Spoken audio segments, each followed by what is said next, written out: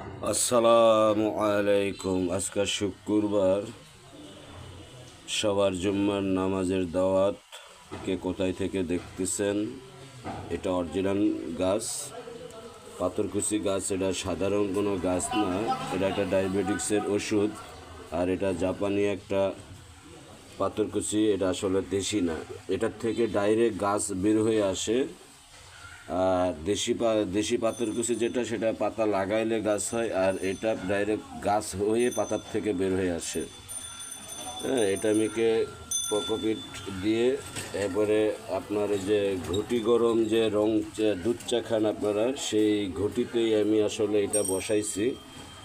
আর এটা তো one time cup দেখতেছেন, চায়ের কাপ, এটা ওয়ান টাইম প্লাস্টিকের। আর এটাকে বলা হয় ঘটি গরম। এই ঘটি গরম দিয়েই আমি মূলত বানাইছি।